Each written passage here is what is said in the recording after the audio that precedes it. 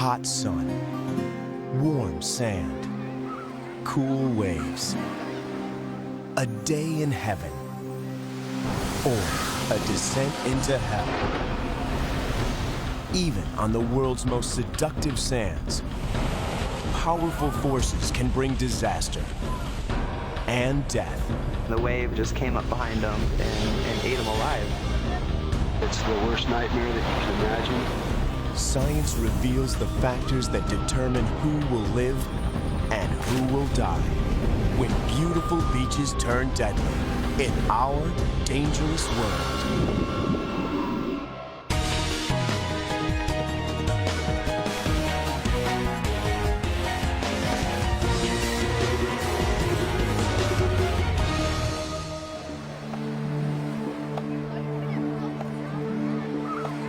The beach. A place to relax, to play, find romance, meditate, push beyond our limits. But dangers lurk behind sun, sea, and sky. By themselves, each of these danger factors may not be threatening. But in combination, they form a danger equation. A potentially deadly convergence of risk factors that can add up to catastrophe and transform a day at the beach from paradise to purgatory.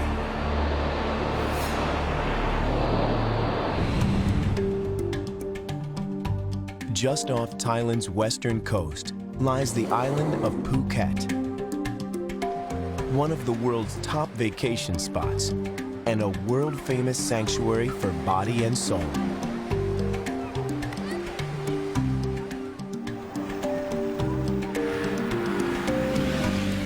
December 26, 2004.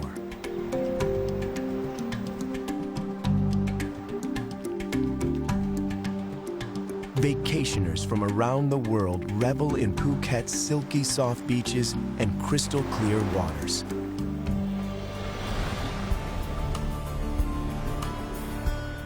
Among them, Californian Julie Sobolewski and Casey, her 25-year-old son. The sailing is beautiful with the islands and the weather, and the people there are just so generous and kind. It's just a wonderful place to vacation. On the morning of December 26th, Julie and Casey sail a 35-foot boat off Thailand's coast.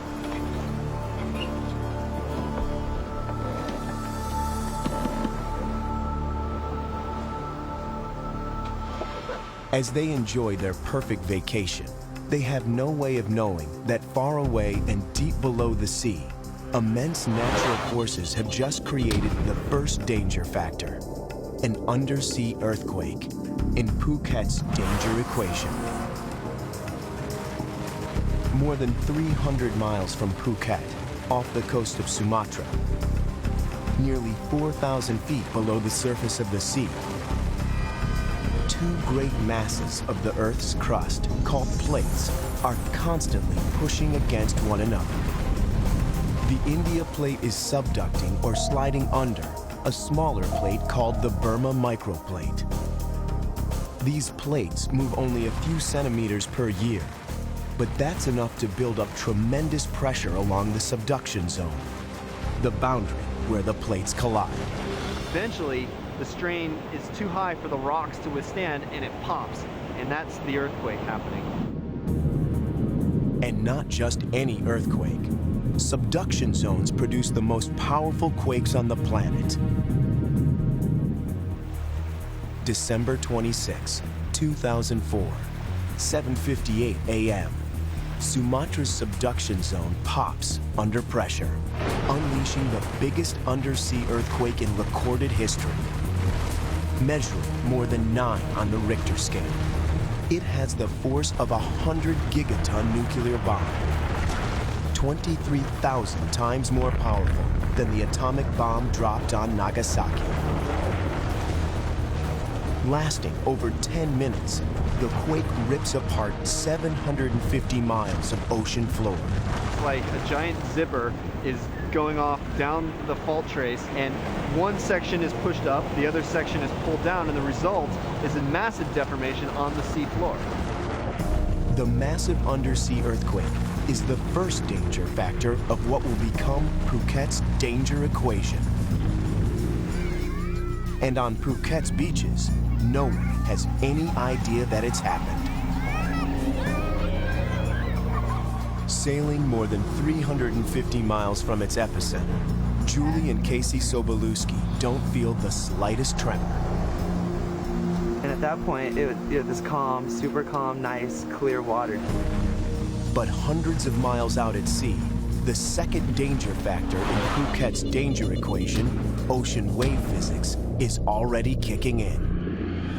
This is one plate, and this is the other plate. When the earthquake happens here, it breaks along this interface. The result is an uplift here and a depression there. That same deformation is affected on the water surface. So you have a depression and an uplift which follows the same shape. At the end, you get a water wave which propagates into both directions. The Sumatra quake unleashes enough energy to lift a 750-mile section of the ocean floor 30 feet high. As it rises through the ocean, this massive amount of earth displaces an equally massive volume of water and pushes that displaced water toward the surface, where it erupts into a series of 4 waves rippling away from the quake zone. At first, they look like any other ocean waves, but they're not. Wind creates normal waves when it blows over the ocean surface. But these waves are a liquid explosion. 100 gigatons of energy erupting from the earthquake at the bottom of the sea. As they travel away from the quake, their speed increases. Thanks to the second danger factor in Phuket's danger equation, ocean wave physics. The deeper the ocean, the faster its waves. In water 4,000 feet deep, waves can travel about 400 miles an hour, the speed of a commercial airline.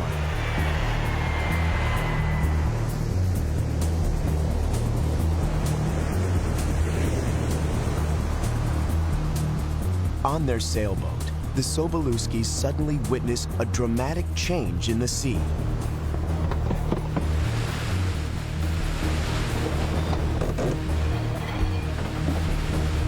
We looked at the sandbar where we were headed, and there was a huge Hawaii 5-0 kind of wave. Without any warning, the ocean's flat horizon becomes a 25-foot wall of water, barreling toward the Sobolewskis' boat. And towards thousands of people on Phuket's beaches, who have no idea they're suddenly at risk from the combination of an undersea earthquake and ocean wave physics, 2 of the danger factors in Phuket's danger equation. Now, their lives are at the mercy of the danger equation's third and final factor.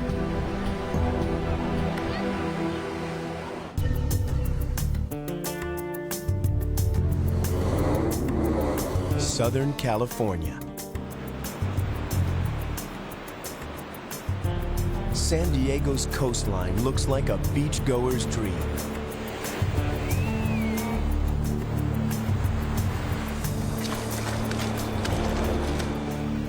But swimming just a few feet from these popular shores can put your life at risk. Between 1995 and 2005, lifeguards rescued more than 50,000 people from this coastline's danger equation. A confluence of danger factors producing a deadly threat. Rip currents.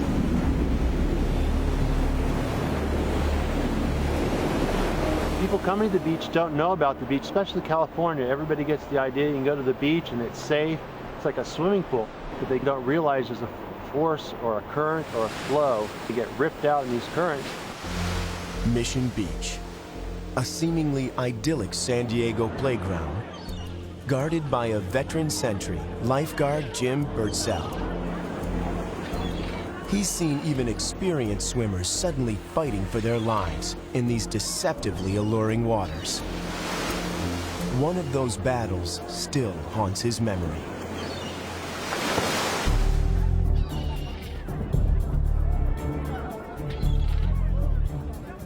It began on a warm and beautiful autumn day.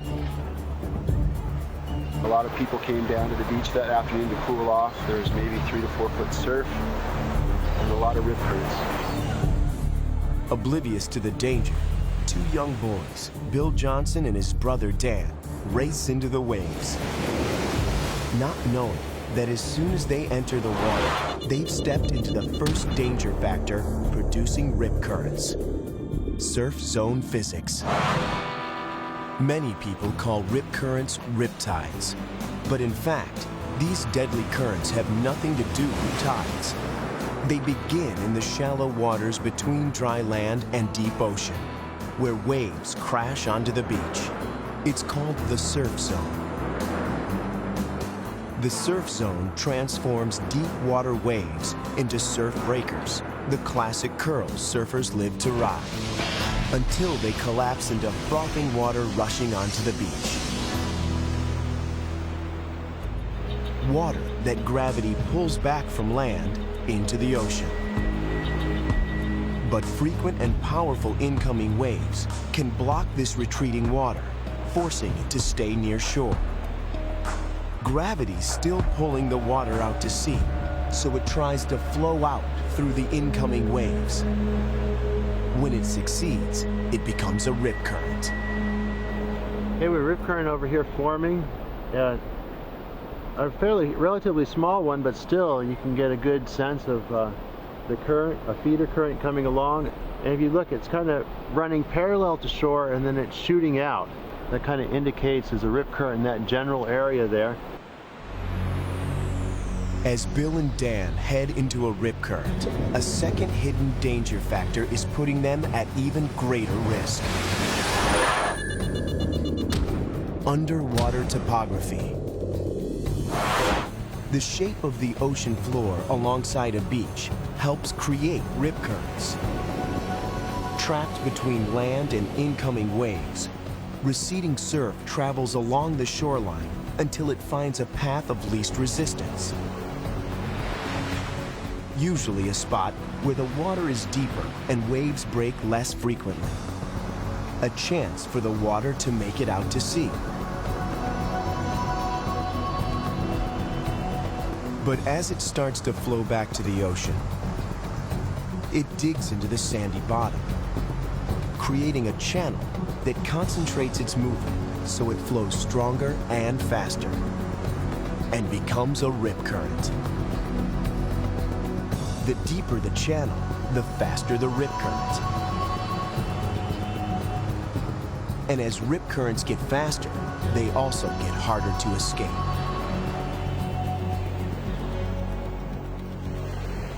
Imagine trying to swim upstream against a fast-flowing river. You're not going to do it. In a physical sense, that's how strong those currents can be. First, the topography off the San Diego coast creates ideal conditions for big waves. Water waves follow the same physical laws as light waves. We all know about a lens, how you can take uniform light, sunny outside, and hold up a lens and focus the light down to a point that is so hot that you can burn a hole in a piece of paper. Underwater topography works like a lens to focus wave energy to certain spots on shore. In this case, the lens takes the form of two underwater canyons. If waves try to cross a canyon, they actually get turned, and it looks like they're bouncing off the canyon. They're not. They can't get across to deep water. The canyons steer waves toward shallower water. So you'll have very low waves, where the waves' energy has been steered away from, and very high energy at the place where the waves have been focused. Needless to say, surfers are very interested in the location of wave focus points. San Diego's notorious Black's Beach is one of those focus points.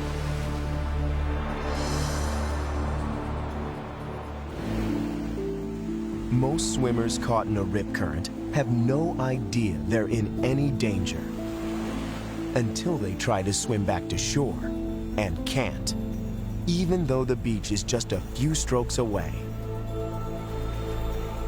All too often at this moment, their riptide danger equation becomes complete when a third danger factor kicks in: inexperience. Most swimmers don't know what to do if they're caught in a rip current. They swim harder and harder toward the beach, but the current just pulls them farther and farther out to sea. Panicking, they struggle even harder to get to shore, but only succeed in exhausting the last of their strength. And unless someone rescues them, they drown.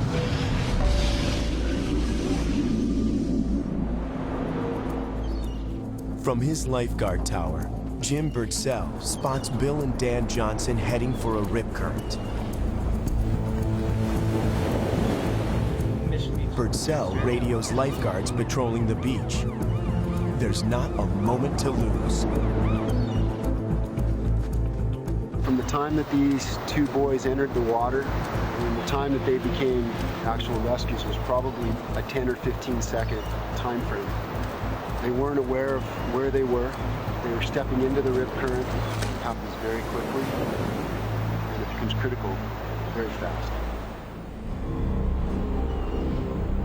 But before the lifeguards can reach Bill and Dan, another beachgoer, Bob Hansen, swims out to help them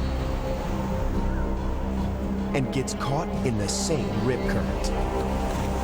Now, 3 people are fighting for their lives. The adult that's assisting and trying to help the children now is underwater predominantly most of the time, still holding on to the children, trying to keep them above the water, and then periodically you'd see his head, and every time now they're continuing to move out through the rip current. Lifeguards on jet skis reach the 3 drowning swimmers. But by the time they've rescued Bill and Dan, Bob Hansen's disappeared below the waves.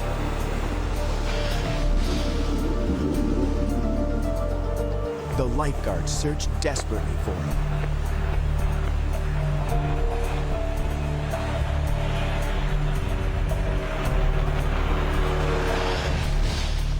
Only to find his lifeless body 40 minutes later. We were unable to revive this individual who lost his life trying to save the other 2. That day, we lost a life. Something I have to live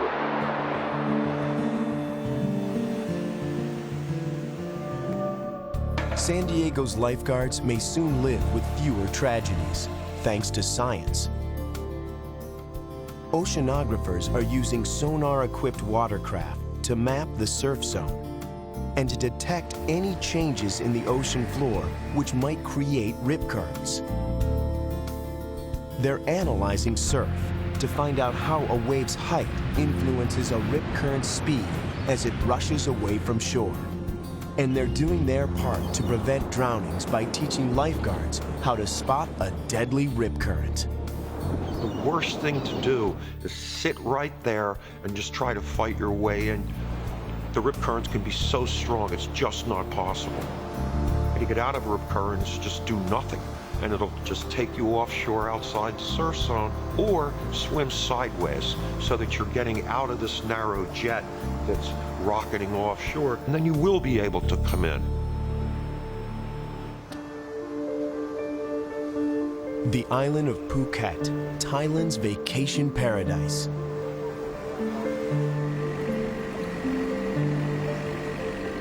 approximately 9 a.m., December 26, 2004.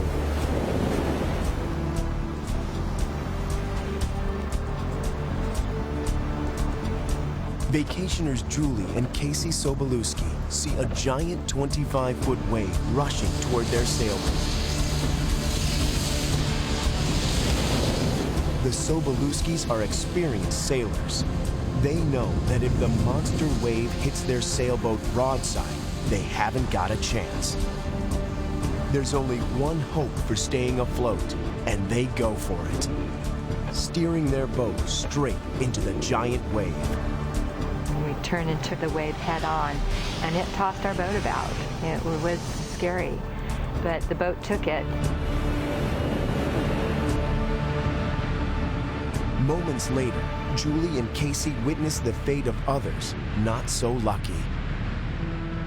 Thai fishermen in long-tail boats desperately try to outrun a wave, moving at the speed of a jetliner. It was obvious that they weren't going to make it, and the wave just came up behind them and ate them alive. As soon as the white water hit them, it just splintered them up. It just completely shattered the boats, and people were just kind of bobbing here and there. The fishermen are among the first victims of Phuket's danger equation. Its first danger factor, undersea earthquake. Early that morning, a massive tremor shook the seabed off Sumatra, hurling a giant column of displaced water to the surface of the sea. Where the second danger factor, ocean wave physics, transformed it into 4 waves racing east and west with tremendous speed.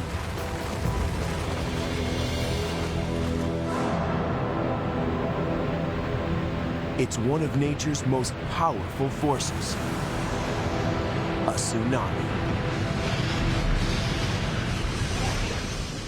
By 9 a.m. on December 26, 2004, the deadliest tsunami in all of human history is moving at the speed of a jetliner toward the beach at Phuket. But even these powerful forces haven't sealed Phuket's doom. More than anything else, a tsunami's destructive power depends on a third danger factor that completes its danger equation: sea floor topography, the shape of the ocean floor. Tsunami waves are affected by the topography of the sea floor at all depths. Even the deepest part of the ocean, the tsunami wave is being guided and driven by the topography of what's undersea. Islands and submerged mountains deflect a tsunami and change its course like a vast underwater pinball machine. But submarine canyons focus its immense energy like the barrel of a gun. Moments after the December 26 earthquake, 4 tsunami waves radiate away from Sumatra across the Indian Ocean. Sumatra's northern tip deflects those waves away from Malaysia. But Thailand isn't so lucky. Nothing but open ocean lies between its beaches and the tsunami's oncoming power. It's now only a matter of time before a flood of ocean water slams into those beaches, the tsunami's inundation phase. The inundation phase of a tsunami wave affecting the shoreline is the most devastating. But there's still a ray of hope. When a tsunami hits land, a gently sloping shoreline propels its waves forward, while a steeply sloping shoreline stops them.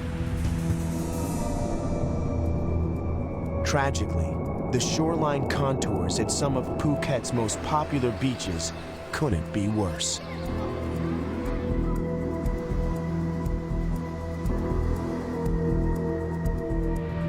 Their gentle slopes act as natural ramps, launching tsunami waves toward shore.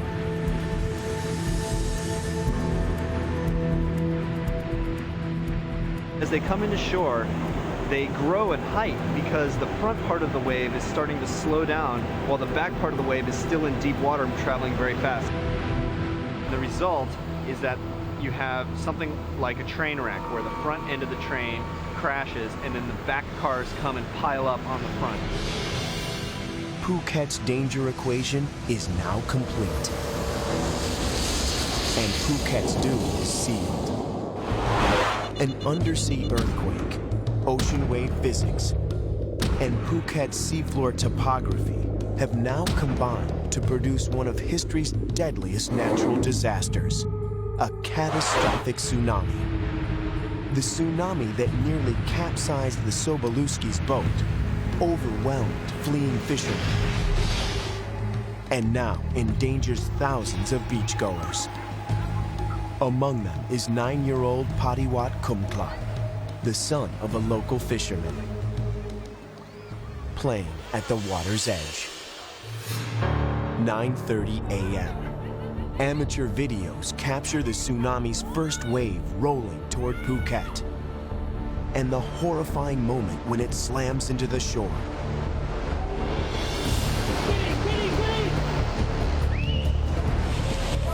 In some places, the sea rises higher than 25 feet. Nothing can escape its overwhelming power.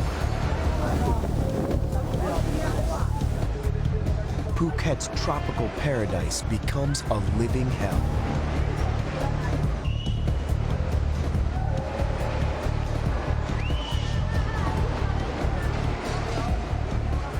Adding to the horror, the waves retreat as swiftly as they came, dragging with them vehicles, debris, and human beings. Another home video captures one victim's fate as he's swept out to sea.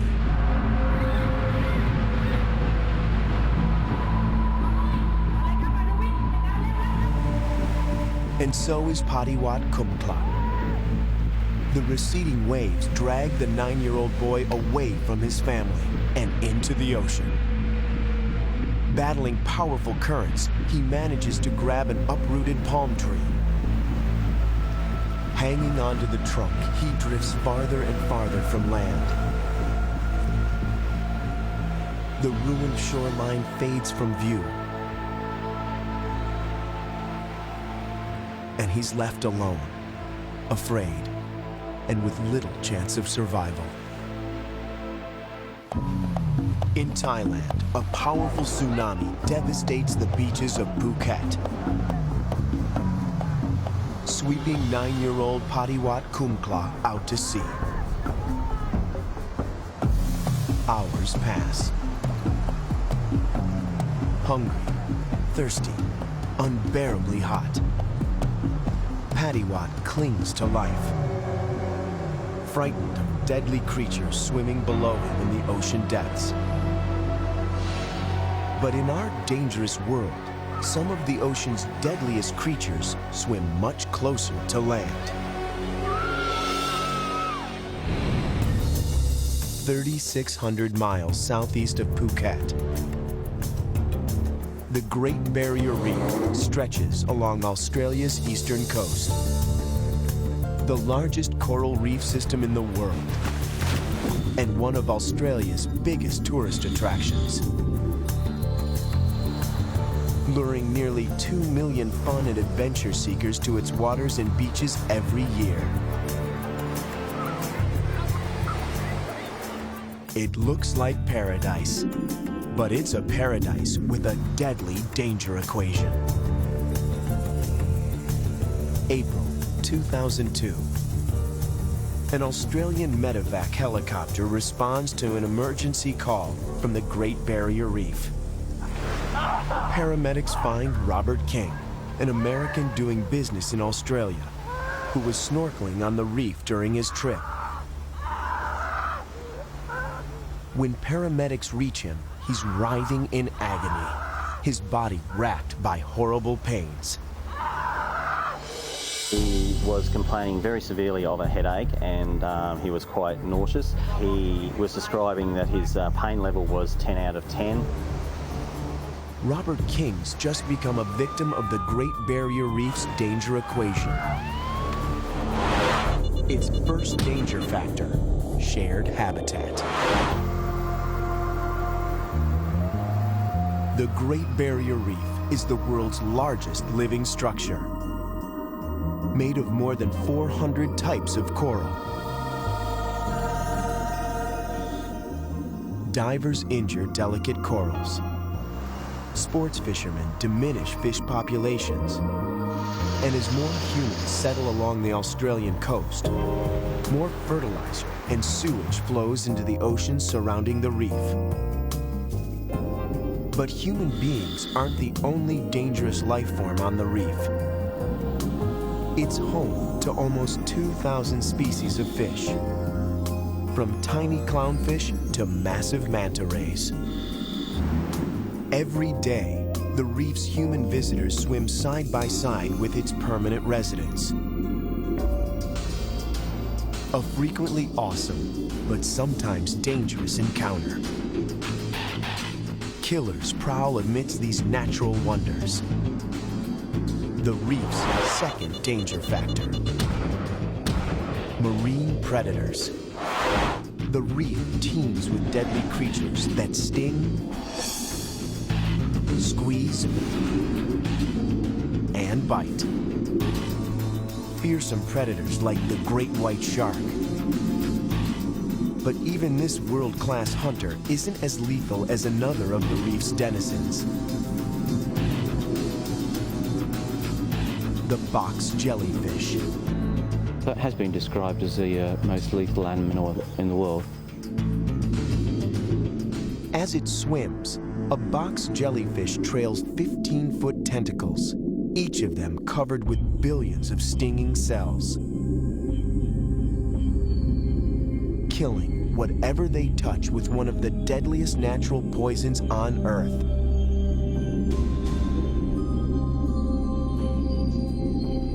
The venom is such that it affects the heart, and it can stop the heart almost instantly, and the person can actually die on the beach within 3 minutes. In recent years, shared habitat has made encounters between humans and the box jellyfish even more likely. Jellyfish thrive on the fertilizer and sewage humans dump into the ocean. And sport fishings reduce the number of fish who compete with jellyfish for food. The result? A larger jellyfish population and an increased chance of a jellyfish-human encounter. And in 2002, a third danger factor completes this danger equation on the reef: unusual weather patterns. In the spring of 2002, abnormally strong winds blew toward Australia's northeast coast, pushing jellyfish closer to humans. And that same spring, the ocean was unseasonably warm, nurturing larger jellyfish populations. In 2002, shared habitat, marine predators, and unusual weather patterns conspired to create a danger equation. A crisis on the reef. An excruciating attack on Robert King. But was it a box jellyfish? As they tried to help him, paramedics know something doesn't add up. A box jellyfish would have killed King in minutes. But he tells paramedics he felt no pain for half an hour, after feeling only a mild sting in his side. Then, suddenly, King's condition gets even worse. 3, 4, 5, his body convulses. His blood pressure skyrockets. Patient still doesn't have a pulse. He's in critical condition, fighting for his life. 5, 2, 2. He did actually ask me at one stage, is he going to die? 3, 4, 5, 12. These symptoms give rescuers the crucial clues they need to identify his attacker. Still no pulse, no breathing. They know it's another poisonous jellyfish that lives on the reef. 2, 3. The Irukandji. Tiny, transparent, smaller than a thumbnail, almost impossible to see. Most ocean goers don't know they're swimming with an Irukandji. About 50% of people don't even feel the sting at all. If they feel it, it feels like a mosquito bite. But this almost painless sting injects a powerful poison. Billions of microscopic stinging cells cover the surface of the jellyfish. Each cell is a capsule containing a coiled harpoon-like projectile with a tiny hair trigger at the tip. You can actually see the hair trigger on the end of the capsules. So when the hair trigger is triggered, the harpoon comes flying out of the capsule, rotating with spikes sticking out at a force of 40,000 times the force of gravity, or 40,000 Gs. No other creature captures its prey with such speed. Absolutely the fastest thing that we know of in the biological world, and it's a perfect killing machine because these rotating spikes at this tremendous force just pierce right through skin, right through crab shells or prawn shells or fish scales. They just pierce right through anything. It's a way of getting venom deep into the flesh and doing it very, very fast. The stinging cells of these tiny jellyfish can penetrate human skin, but the effect isn't immediate. So generally what the patient does is they're still actually in the water, they still keep swimming around, they're still working up, their metabolism is still working, which then allows the venom to get through their body quite a bit more. And 20 to 30 minutes later, the unsuspecting victim suddenly collapses, ravaged by the mysterious Irukandji syndrome. To watch somebody that's having Irukandji syndrome is a horrifying event. A horror that's now consuming Robert King. The rescue helicopter rushes King to a hospital. He was still writhing around in the helicopter. He was still complaining vehemently of his pain, of his headache, and the way that he was feeling at that point in time. Every year, Australian hospitals treat dozens of people for Irukandji syndrome. Despite their terrible pain, almost all recover. But in the hospital, Robert King's blood pressure suddenly spikes to fatal levels.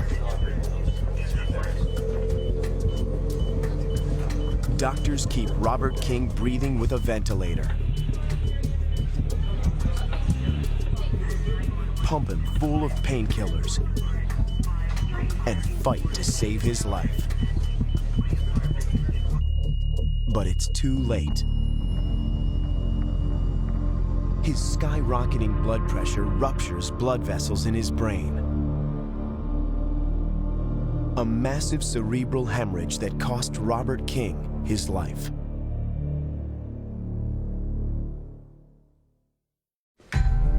Jellyfish expert Lisa Ann Gershwin investigates his mysterious death.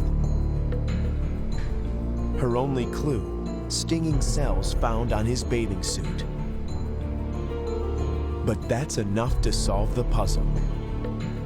I believe I found the species that killed Robert King. An unknown species of Irukandji, whose venom drove his blood pressure so high it ruptured veins and arteries in his brain. A killer the size of a peanut. It's a little bit hard to believe that something so small could kill a healthy, athletic person. Because of accidents like Robert King's death, Australia considers jellyfish safety a priority.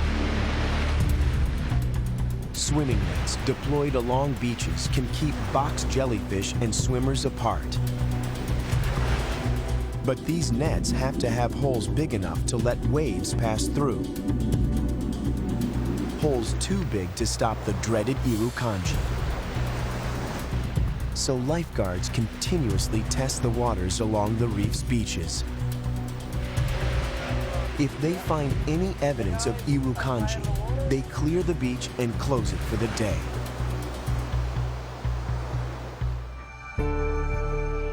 Meanwhile, scientists try to develop an antidote to the Irukandji sting to help make the Great Barrier Reef as safe as it is beautiful. December 2004, in the Indian Ocean, a confluence of 3 danger factors, an undersea earthquake, ocean wave physics, and seafloor topography combine into a deadly danger equation, resulting in a catastrophic tsunami that devastates Thailand's island of Phuket, killing over 5,000 people. As the monster waves recede, they drag dead and living bodies out to sea. Sailing off Thailand's coast, Julie and Casey Sobolewski have just survived a head-on collision with the giant tsunami wave. Thai fishermen struggle helplessly in the surrounding waters after the wave crushed their longboats.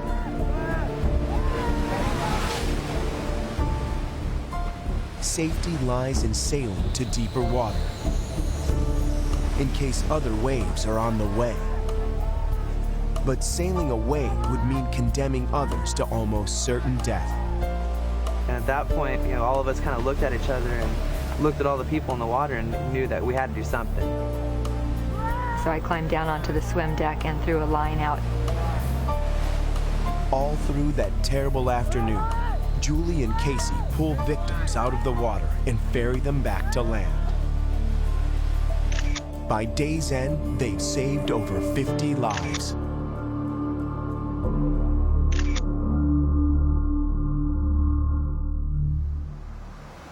But no one sees 9-year-old Patiwat Kumkla, a fisherman's son. Swept off the beach by the receding tsunami, he drifts in the open ocean, surrounded by floating corpses, clinging to a palm tree, and to a desperate hope of rescue. Meanwhile, Thai Navy helicopters begin hunting for tsunami survivors. But no one finds Patiwat. As day turns to night, he's still lost at sea. Hope slips away.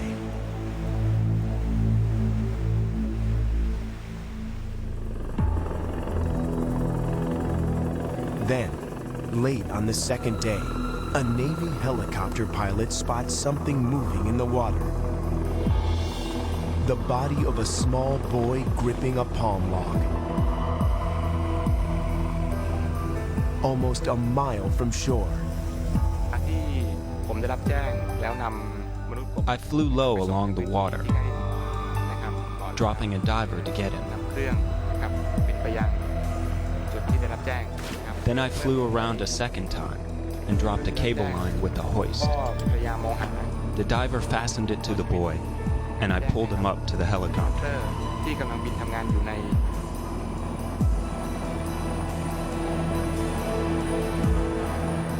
It's Patiwat Kumkla, and he's alive. I missed my mom and dad. I was so thirsty and hungry. I was scared of the dead bodies. During the night, I was scared of ghosts and sharks. Miraculously, Patiwat lived through a harrowing ordeal. But many others don't. The Navy patrols find no other survivors that day.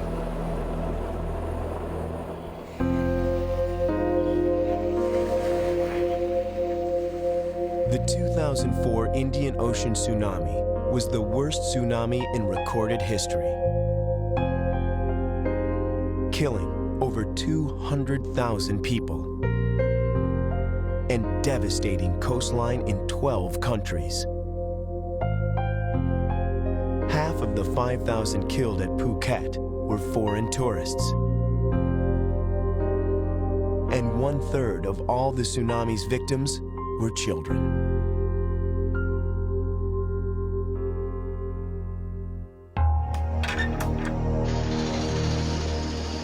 there's just no disputing it. It was a horrific event on a global scale.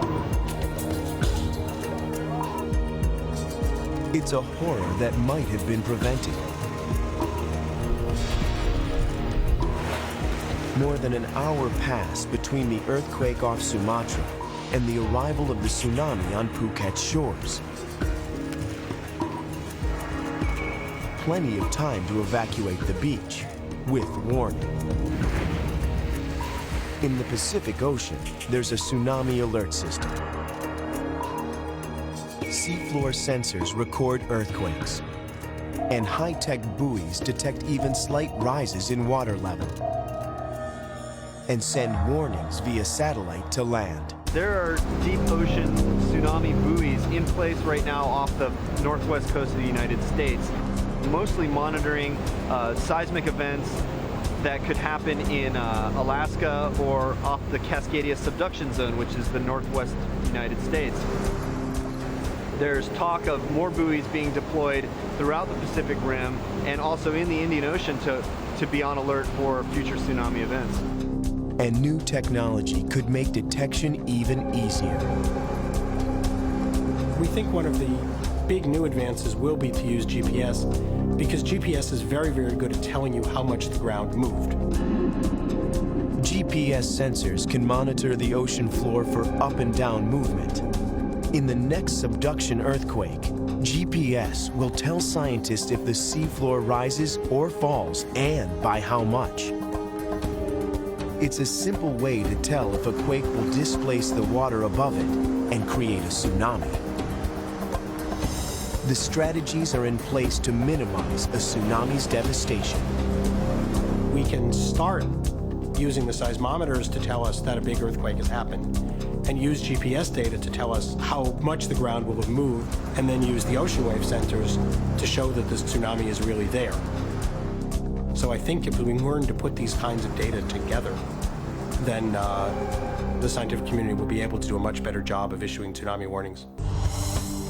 Scientists have now developed a similar warning system for the Indian Ocean. Lifeguards and watchtowers are no longer Phuket's only defense against the next killer wave.